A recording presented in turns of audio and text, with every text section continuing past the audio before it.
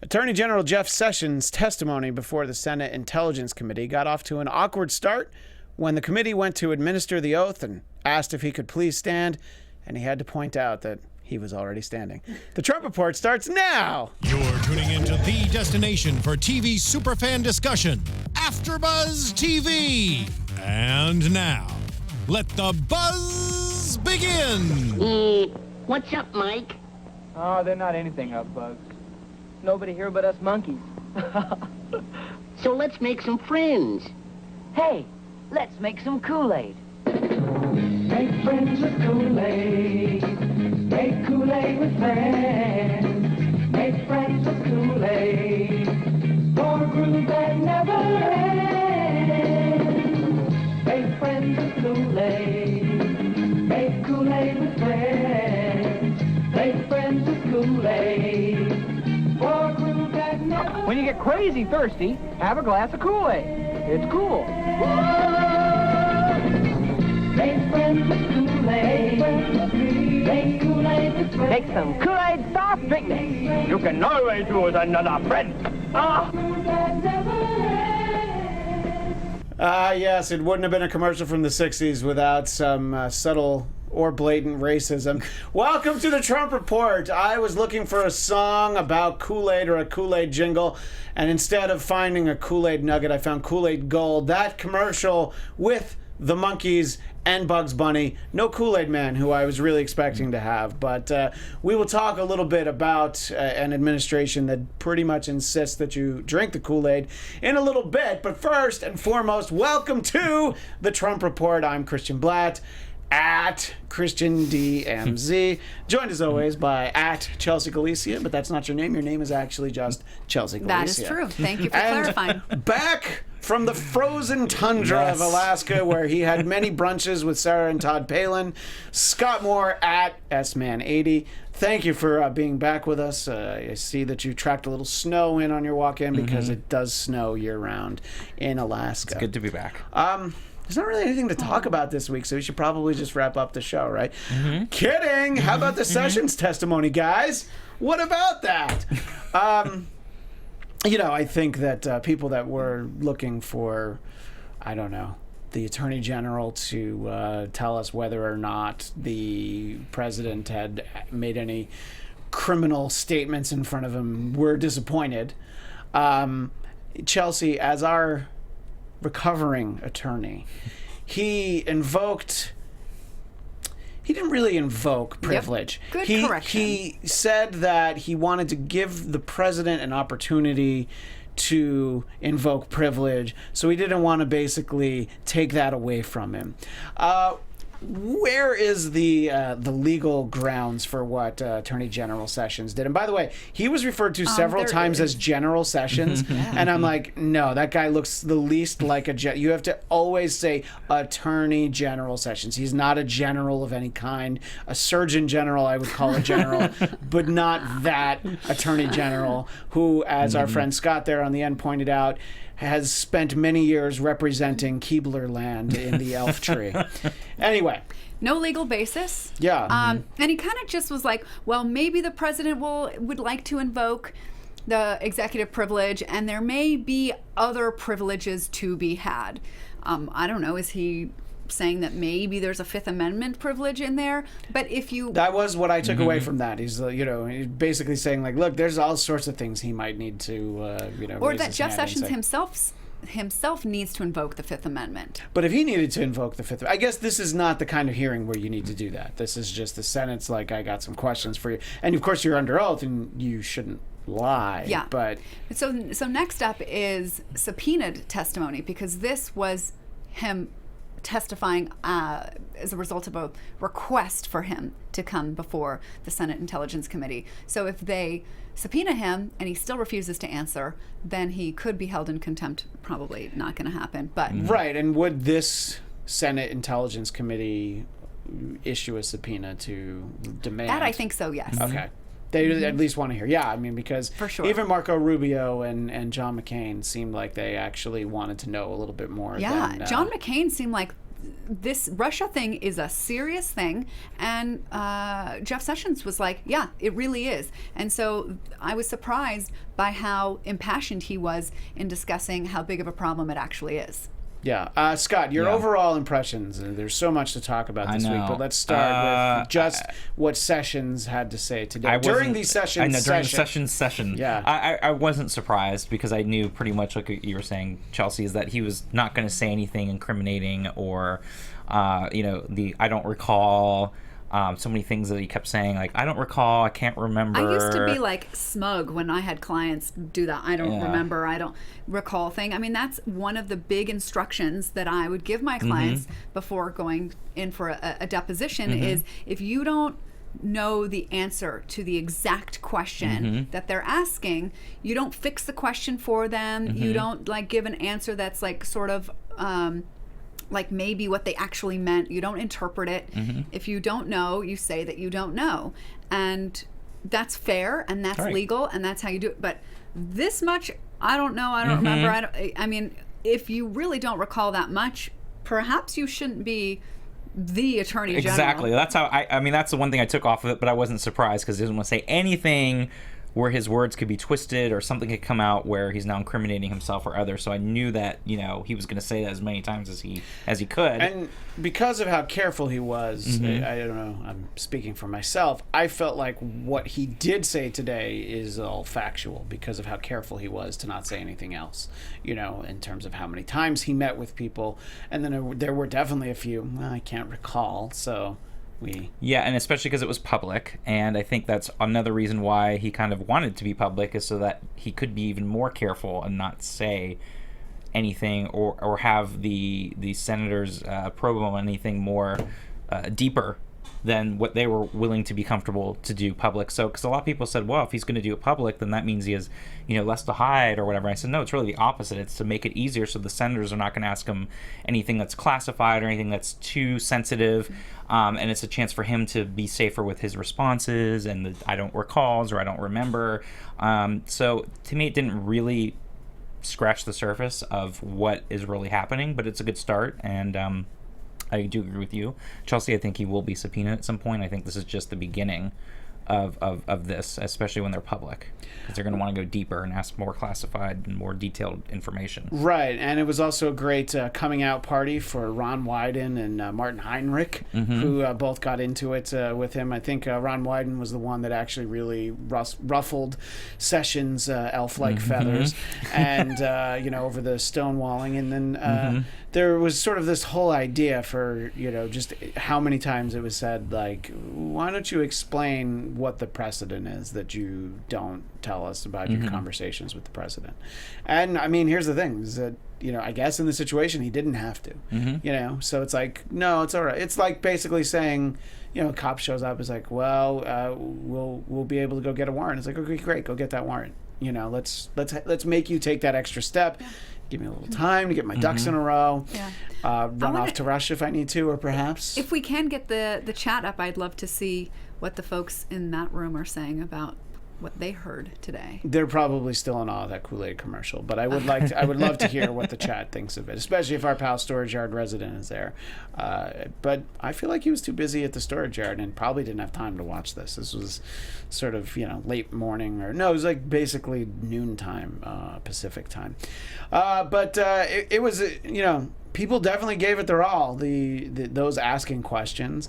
And it was interesting to see Jeff Sessions get so fiery because it's not something that you're used to. I don't think, has he ever, Mr. Facts Man would know here. Has he, it feels like he was just floored that he would be asked these kinds of questions and these allegations of, really strongly denied all these things, which you actually are not supposed to do either. No attorney is going to say, give a really impassioned denial.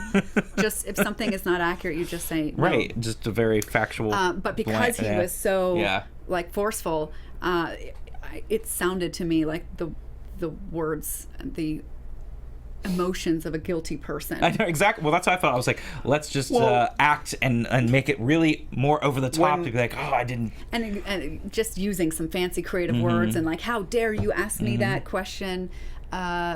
Yeah, and I didn't you think know, he presented very well. That those allegations were appalling and a detestable lie.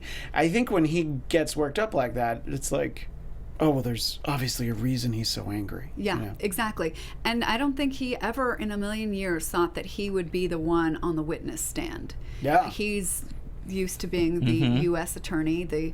Well, he can't be that used to being attorney general because he hasn't had the job for long. But senator, and was senator for years, and used to being the one asking the questions, not the other way around. Yeah. Sort of being the boss in that sense, and being the one in control. So it's sort of the job has kind of switched a little bit there, and now the roles reversed a little bit. And I don't think he liked it very much.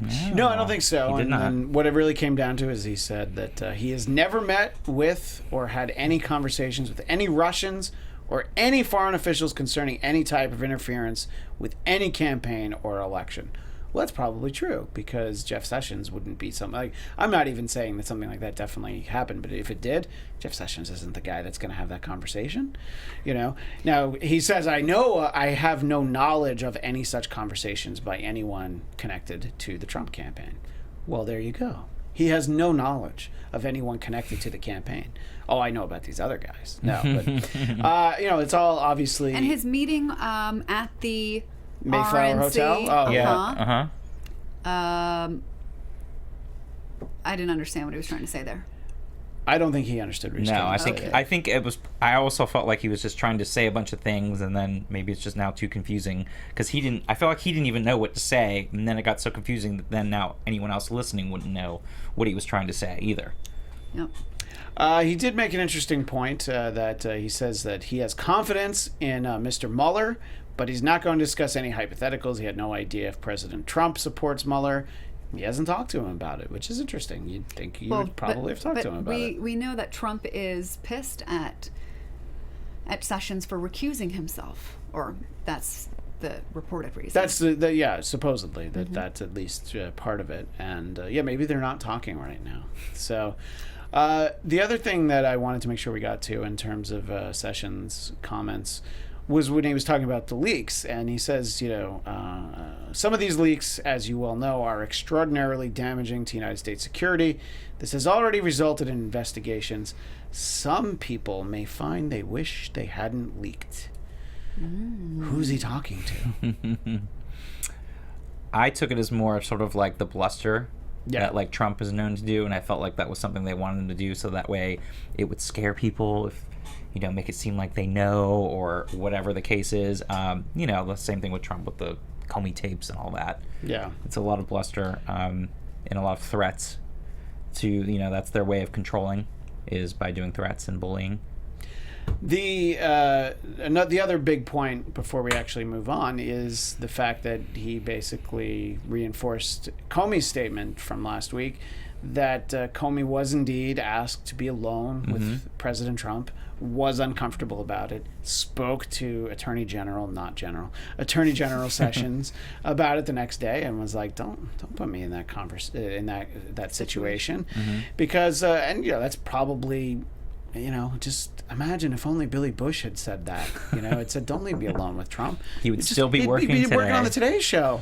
You know, Yeah. maybe he'd get to interview Alex Jones, but that's a conversation for another time. Aye. So, lordy, we did indeed have James Comey, and I think that I don't know, that's a little telling, and that it's even Jeff Sessions is like, oh, yeah, I mean, I'm not going to lie about that, because there were other people that were in that room. So, you know, he was like, yes, I was the last one to leave before that. So, you know, you had probably like 5 people who would have, you know, if he had said that I don't recall that, well, then he's not lying. But then you'd probably have found people who did recall, and so he might as well give that little kernel of information. Anchor it with the truth. Yeah, Lie about everything else. Lie about everything else, but you put that in there. It's like, oh, no, anchor no, it with the truth, and then well, you know, Comey had already said it, and it's like, we'll back that part up. And you know, Comey, for his part, said that he took the president at his word, that he was fired because of the FBI's investigation into Russian election meddling. Of course he was. But that's President Trump's, earlier word. That's Right. not what he's saying now. right. Yeah, so he's taking him at, the sort of the rough draft of his opinion.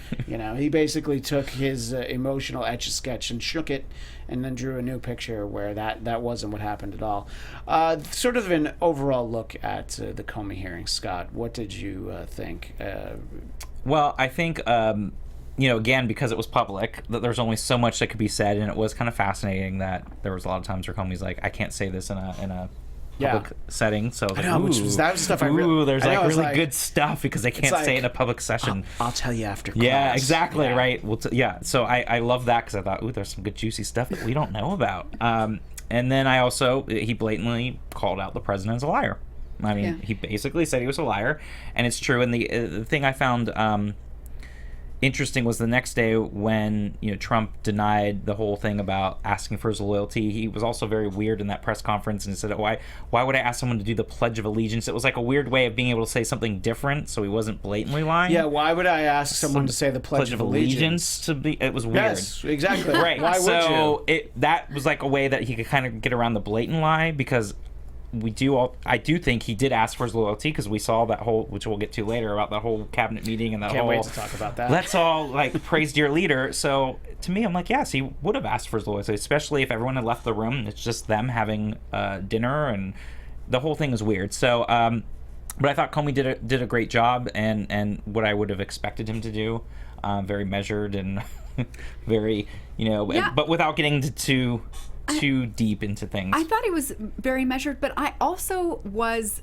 surprised, actually, by how forthcoming he appeared. Mm-hmm. He would expand on things, and so what I was thinking at the time, I think he gave away more than I thought he would. Mm-hmm. He talked about feelings, which I didn't think he would do. Right. Feeling uncomfortable, Mm-hmm. feeling concerned, worried. I thought he came off as incredibly credible. I thought it was really interesting how afterwards I managed to work up the nerve to turn on Sean Hannity for just just a couple seconds, because I wanted to see what the other side was saying. And my impression is that both sides had some good takeaways from it, because the right was very interested in the comments he made about Loretta Lynch and the Hillary Clinton investigation. And the New York Times article, which, Comey said, no, that wasn't true. The right was very focused on their win that Comey had on 3 separate occasions told Trump that he wasn't under investigation. That part kind of, sort of. Right. Then what I saw Hannity turn to was, well, if James Comey witnessed a felony, he is under obligation to report it. And so they posted the law of the language of the law about having to report a felony. So if he really did witness obstruction of justice, Comey should be up for a felony for not reporting it. And it just was so off the wall. And then he was like, ask any lawyer. And I was like, well, that's how you know you're freaking lying, because I'm one and I don't agree. Right. So I just... And how do you know that he had... Then that was part of the thing, too, because this was a public session. You don't know what else has been going on and what other things in the investigation are happening, and with obstruction of justice or whatnot. There's a lot of other things going on that we as a public aren't privy to at this moment. My other, did that really happen moment of watching the Comey testimony was John McCain. Yeah. Oh my gosh, yes. I was like, is he having a stroke right in front of us? When he went to speak today, I actually stopped what I was doing. I'm like, all right, we're gonna get more. Yeah. Today was today was a good last day. week was the dress rehearsal. This was the live show. Today, I agreed with where he was going today on. He had a good day. I don't know. I don't know how many. You could watch that thing 5-6 times and not really know exactly what he was trying to get to. For some reason, he wants to equate the whole campaign should still be an open investigation. The Trump campaign and the Clintons with the Russia thing, and that maybe Clinton should also have an investigation with Russian interference. Why is it that she's already off the hook? That investigation is closed. And Comey tried to say, well, because it was about a different issue, it was about an email server. And McCain wouldn't give it up. He doubled down. He was and was fixated on it. I see this as a double standard. Right. And he said, why was this already done at this amount of time and this other investigation with Trump is still ongoing? I'm like, they're two separate things. It was very bizarre. Yeah, and he was fixated on the Clinton thing, which had nothing to do with it was made so much weirder because he's like, well, I was a little off yesterday because the Diamondbacks game went late. Yeah, and I didn't sleep well or something. Did not help at all. I mean, it's one of the single most admirable things about anyone who's ever held elective office is, how when he was a prisoner of war, he could have actually gone home right away, but he stayed there with his men, and you hear the account of how terrible it was. So he was able to live through that, but the Diamondbacks game doesn't even go into extra innings, and he's just like, I can't sleep. Right, and I didn't get enough sleep. But granted, he's 80 years old or 81 or whatever, and it's different than when he was there 40 years ago. But that's not the point. It was very bizarre, and I really did. I was watching. I was like, is the man having a stroke? I really was thinking that in my head. Is there some medical thing going on? Because he was weirdly talking about things and it didn't make any sense at all. Yeah. And he then became very fixated on that, and then kept fixating on the time that it took to go through the Clinton investigation, why that was done. So then this should be done in the same amount of time. I was like, what does that have to do with that? One doesn't have to do with the other. Our friend in the chat, R. Scott Brown, not senator, former Senator Scott Brown, says McCain took his Geritol today. He took shrooms last week. No. Shrooms would not make you. Tell us more, Chelsea. What would happen if you took shrooms on this show next week? Yes, next week you'll be on shrooms when you're on the show, right? So then we'll see how that. That gives shrooms a bad name. I don't stand for that. That's my favorite Bon Jovi song. You give shrooms a bad name. Now, the sort of the big takeaway, the thing that obviously the left and some in the media, who some would say that the media is also the left, Comey said that President Trump was not accurate when he denied ever asking Comey to back off on the FBI investigation into Michael Flynn. Not accurate is a very nice way to say he lied. Right. Yeah, it's just, I don't know, it's a nice, it's like he misremembered, Right. And my other favorite defense of Trump that came out of this was President Trump only said to Comey that he hoped. Hope. That's not demanding. Right. That's not an order. That's just when wishful. the guy who can fire you at any time says, "I hope." That and Kamala Harris pointed out, you can point a gun to somebody's head and say, "I hope you give me your wallet." Right. These private conversations that President Trump has had with James Comey and Jeff Sessions, sort of the way that they account them sound like, when people go to HR and talk about sexual harassment, they were cornered, they were made to feel uncomfortable, may or may not have happened previously in the Trump organizations. I don't know. I'm just saying it may have. It might be something that he's had some experience with, maybe not himself, maybe people he's worked for. And you should kind of know that, let's not make people that uncomfortable. But that's his thing. I mean, we saw those handshakes and those hugs and pushing people out of it. So making people uncomfortable, I guess, is a big part of President Trump. Of course. That's his thing. And the bullying and the threats, and that's what he's used to doing to get his way. So and I that's just saw part of James Comey sort of call himself out. Like, he was asked, why didn't you, if you felt uncomfortable with what he was saying, why didn't you stop him? And why, when he asked you, I hope you can see your way clear to letting this Flynn thing go, he's a good guy, his response was, yeah, he is a good guy. Yeah. Or not even, but just, Flynn is a good guy. And backtracking to the thing you said earlier about, the people on the right were sort of bandying about the fact that Comey told Trump he's not under investigation. If you are under investigation, wouldn't it behoove you to say you're not under investigation? That's like, deep undercover drug deal. Like, hey, you're not an undercover cop, are you? And at that point, I am. Actually, I am. I know, exactly. You got me. All right, guys, you can keep the drugs and the money. I'm just going to go walk out. Yeah. So I think that just because he told him that, doesn't. Well, and I also took it as just because he told him that doesn't mean he's not or not will be under investigation at some point, because it's still an ongoing that maybe at that exact moment back in January, it was still too soon to know how involved he was. So maybe at that exact moment, he was not at that moment under investigation. But to me, I read it as he still could be at some point. It doesn't mean that he's not going to be, or that they're not going to find something that will bring him into so I didn't take that as like being some kind of vindication to Trump at all. In the chat, Karen Love says, "Hey, I've just joined. Does anyone in America ever think about other politics like in the UK, or is it always just USA?" Nope, just the USA. Well, so what do you got? No, we do. It was a show joke, Karen. called Political Culture. Yes. You know.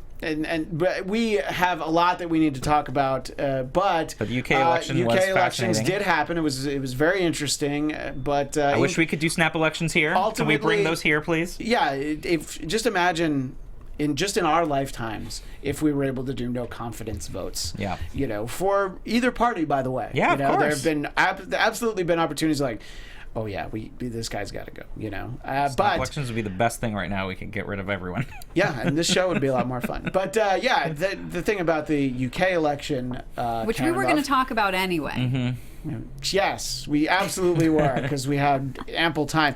It's sort of inconclusive, because if Theresa May is able to build a coalition, it's going to be shaky. But so we'll keep an eye on it, though. She's on shaky just ground. for you. She's on shaky ground. She's definitely on shaky ground. But anyway, so please let us know in the chat what you think about the Comey and Sessions hearings, and also tweet us at Trump Report ABTV. I haven't said it yet. I think this whole show. We haven't talked about how, because these two were so close in time, people have a good memory of each one of them as compared to the other. Yeah. And I just you can tell what a good witness is like, and what a witness who's trying to hide something looks like. I mean, it's just such a stark difference that I think even an amateur should be able to tell that Comey was a great witness and that Sessions was a shady one. Well, yeah, I agree, and I also think Comey has the experience of working so closely with the FBI, that knowing how all that works. And also didn't really have anything to hide. And I also felt like there was a sort of more of a freedom, which to me, maybe he was a little bit more free to even express his emotions, which I was surprised about. But I thought maybe because he was no longer in that job, that he had a little bit more freedom and a little bit more, ability to feel like he could speak a little bit more openly than he might have if he was still the current FBI director. He might have been like... He even said he leaked a document. Yeah. Which that was something that surprised me, because I was like, wait, is he able to do that? Is he, Yeah, no, he well, technically, I mean... Because it wasn't top secret. Right, it was his, and then he felt, again, because Donald Trump's tweeting crap out there, that then he felt the need to be proactive to get that out. Since he made that tweet. Because he didn't do what Reality Winner did. That's all right. I just wanted to mention her because I still love that name. We want to make sure that we get to this amazing Trump cabinet meeting that was held yesterday, and the blessings of serving almighty President Trump. I don't think the word almighty was used, but blessings was. It starts off weird with President Trump saying, "Never has there been a president, with few exceptions," which right there you got to put the brakes on it. Never, with few exceptions. So there has been a president, like the 44 or 43, really, because who's passed more legislation, who's done more things than I have in the first, I believe, was 143 days. Never with few exceptions. Not only does he never with few exceptions bang his own drum, then unexpectedly, everyone in the cabinet basically takes the Pledge of Allegiance that we alluded to earlier. The carefully written out for each individual person. Reince Priebus is the one who talked about how blessed they are to serve President Trump and his agenda.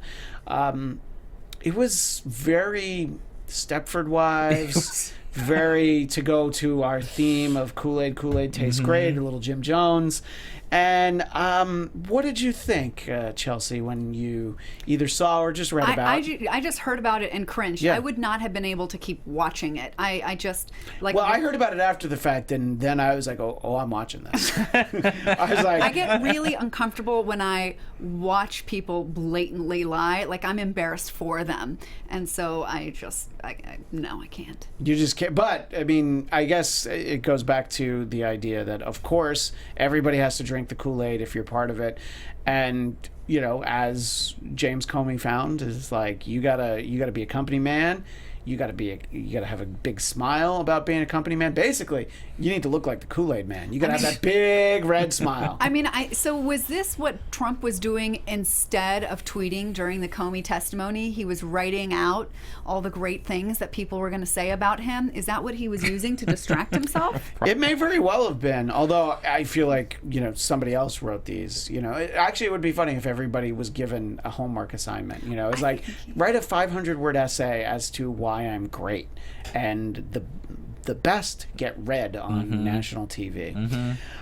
Scott, your thoughts about that? I mean, nothing surprises you anymore. No, it was incredibly creepy. Even that, it was creepy. I like to say nothing surprises me anymore, but that surprised me. No, it just went on as long as it did. And it felt like one of those third world countries with the military leader that everyone's going to go around and say how wonderful he is. This is frightening. And it was just very, very. Do they do that in North Korea? Dear leader. Where Dennis Rodman is now? Yes. It was very creepy, and once again, the ego of him is just, he needs that constant validation, and it's disgusting. It really is. I mean, to blatantly lie about all the things that he's done, and now like even his surrogates go out and start tweeting or talking to the media just about all the things that he's talked about that are now somehow accomplishments. They're trying to do these themed weeks, and all of a sudden, because he's talking about an infrastructure plan, he's talking about this and that it's like accomplishments. I'm like, nothing has happened. Yeah. Just because you're saying it, it didn't actually happen. We announced a hashtag for each week. The thing about themed weeks is it works really well for Wheel of Fortune. So I think it would work really well for those of us here in the United States. Yeah, it's just mind-boggling to me, and that the fact that they keep peddling the stuff to the point to where people are just like, oh, we don't care anymore. And I don't even know how he has any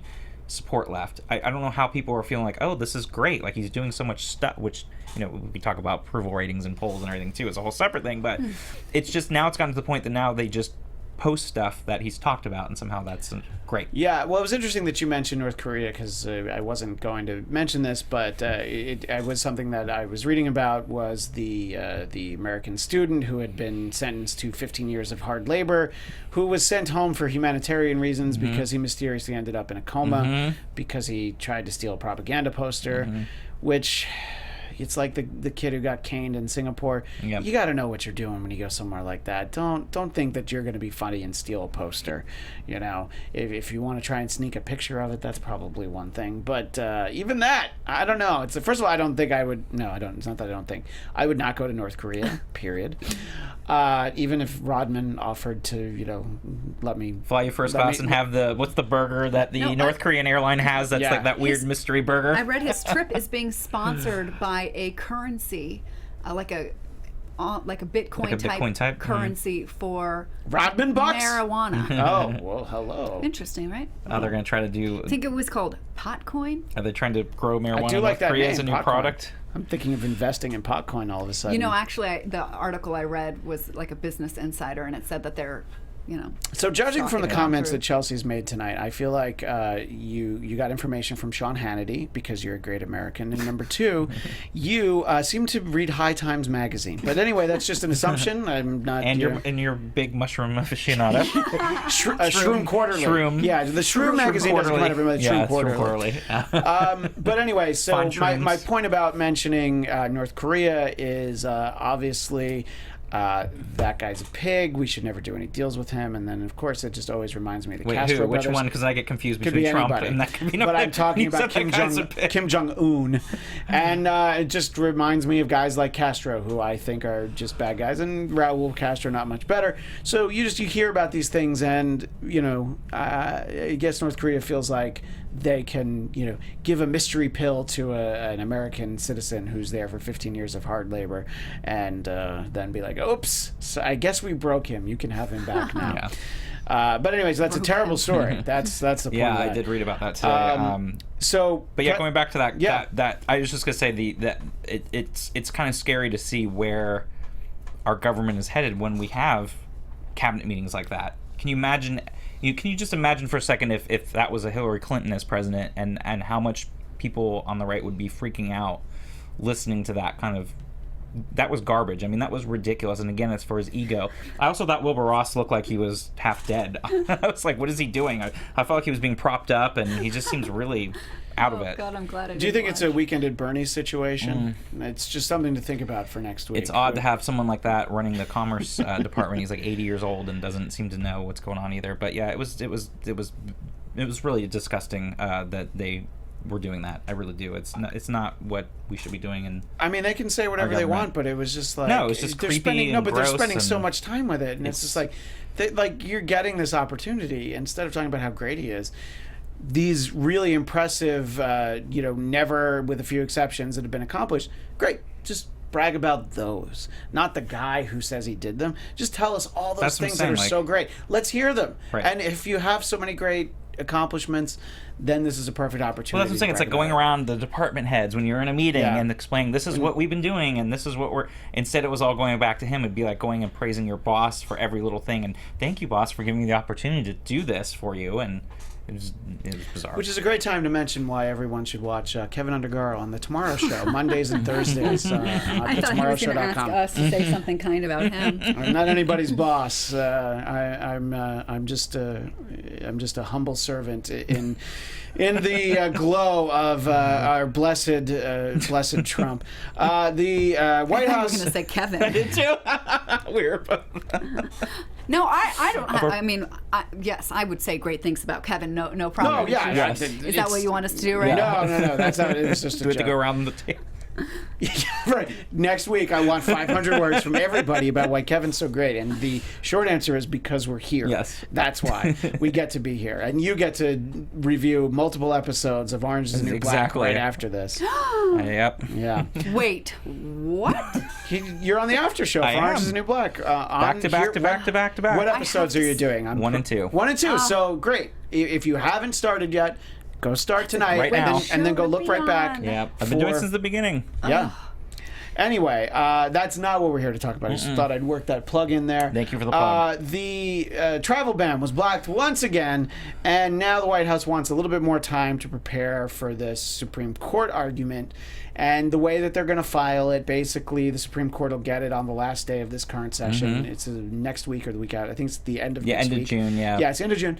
So they won't really get to it because of this extension. They won't get to it until October for this travel ban, which is very important, as we've been told many times, in keeping us safe.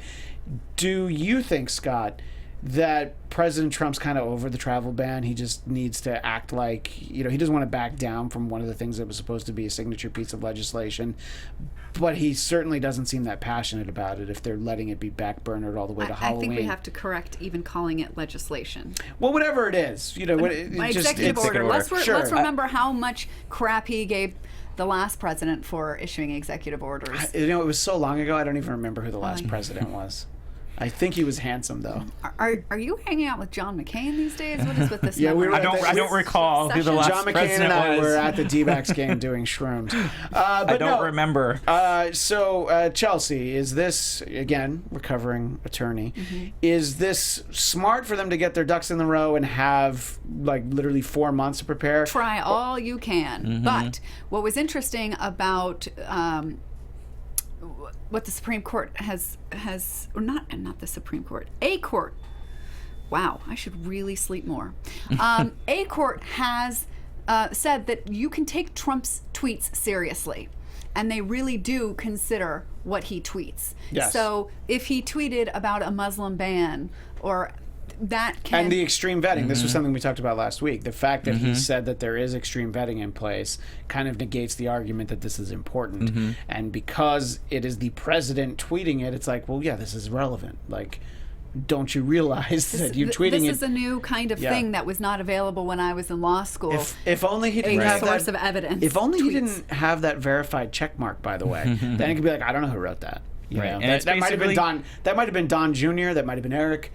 It's basically public record, and like you said, it can be used as evidence. And here's the thing: I think he is still passionate about it. He wants the win. That's what it's coming down to. I think that's all it comes down to. That's all it comes down to. And by trying to cram it in too close to the end of this session, it would be the worry would be they would rule against them. So now it's like they're going to give themselves until the beginning of the next session, and hopefully be able to do what they need to do to prepare. So they're going to have it done, and then be able to hopefully get the win that they want. And I think he's got some kind of expectation or hope that he gets to put another Supreme Court justice in before October, because there are some teeth that are very long on that bench. I won't name any names.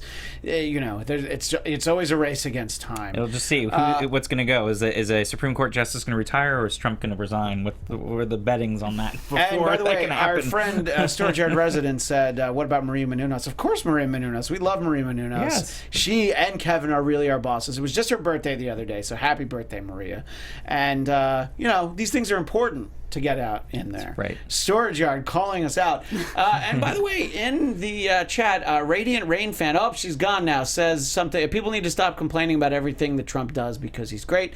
That sounds like something that we heard from the cabinet meeting. Right. And, it sounds like the Kool Aid drinking there. I worked in political talk radio when President Obama was elected and sworn in and through most of those 2 terms, and there were a lot of people complaining about a lot of things that were done. So it's what you do when you have the president. You criticize what the president does that you don't like, and I know it's hard to believe that Chelsea and Scott could have things that they would say, hey, he's done this really well, but I believe that if something happened and he handled it well and he made a good decision, you'd be like, I hate to say it, but President Trump did the right thing here. I think we've done that like once. I can't remember what it was. I still have a hard time finding anything. I will say he did one good thing well. He got 60% disapproval rating faster than any other previous president. Congratulations. So he can get a trophy. He did that great. He can get a trophy. So he did do that, and that's good on him. The final thing that we'll talk about tonight, because we are almost out of time, it always flies by, and it's only partially because of that minute-long Kool Aid commercial. President Trump told Republican senators lunching at the White House earlier today that the House passed health care reform bill. He celebrated earlier this year. We were talking about the light beer celebration, and he said that the health care reform bill was quote unquote mean. He's like, I finally got around to reading it. Yeah, he's like, oh, that was mean, and mean. Trump made clear multiple times that he was pleased the Senate negotiations appeared to be moving away from that House version of the repeal and replace effort. So the Freedom Caucus he's is moving away dying from the travel ban and the repeal and replace Obamacare. The only thing that I think he's 100% stood his ground on is that Arnold Schwarzenegger was a terrible host of The Apprentice. I don't think he's wavered in that. In fact, I think he feels more strongly about that now than ever. And I don't know. I think that again, this isn't a matter of being surprised, Scott. When you heard that President Trump said that the healthcare reform and replace was mean, is it like Chelsea said? Do you think he finally read it? Is that what it came down to? Oh, please, he hasn't read anything. Okay. Do you think that someone... I was giving him the benefit of the doubt. Do you think Jared finally read it? And I'm talking about Subway Jared in jail. He has a lot of time to read legislation. No. Do you think Jared Kushner read it and was like... at night before he goes to bed. Maybe Ivanka did. Reading Daddy, bedtime stories. And she doesn't really talk like this, but it's like, Daddy, it's so mean. That sounds like something... You know what? That tells me that Barron read it, and Barron said, because Barron would say, "Daddy, that's mean," and he's like, "You know what? Barron's right." I mean, we all may be assuming too much. Did he say that it was mean to the American people, or it was mean to healthcare providers, or something like that? Oh, it might be really. Companies. It's really bad for Cigna, and I think he feels bad about that. I mean, because that might make more sense. Cutting into their profits, Yeah. I don't know. As always, let us know what you think, Mr. and Mrs. America, and all ships at sea. And Ms. America. Yeah, Ms. America, and everyone in between. And decline to state America, because that's where we are these days. Whatever your thoughts are, please let us know at Trump Report ABTV. We started leveling off on the Twitter followers, so please follow us there. Get those numbers up. Yeah, and we'll always post a link to the current episode of the show, so if you missed it, you'll find us on Twitter, and then you'll be able to click on through. And if you listen to the show on iTunes, please make sure you take a moment to rate, comment, and share, favorite, star, all that stuff, and it'll only take a minute. And we want to be your number one source for the Trump Report. But if not, we'll settle being below Sean Hannity in High Times. Oh, jeez. I'm Christian Bladt, at Christian DMZ. Joined as always by Chelsea Galicia, at Chelsea Galicia. Scott Moore at SMan80. We will be back next Tuesday. Same bat time, same bat channel, I say, as a tribute to the late, great Adam West, who we lost this week. We'll see you guys next week. From executive producers Maria Menounos, Kevin Undergaro, Phil Svitek, and the entire AfterBuzz TV staff, we would like to thank you for listening to the AfterBuzz TV network. To watch or listen to other after shows and post comments or questions, be sure to visit AfterBuzzTV.com. I'm Sir Richard Wentworth, and this has been a presentation of AfterBuzz TV. Buzz you later. The views expressed herein are those of the hosts only and do not necessarily reflect the views of AfterBuzz TV or its owners or principals.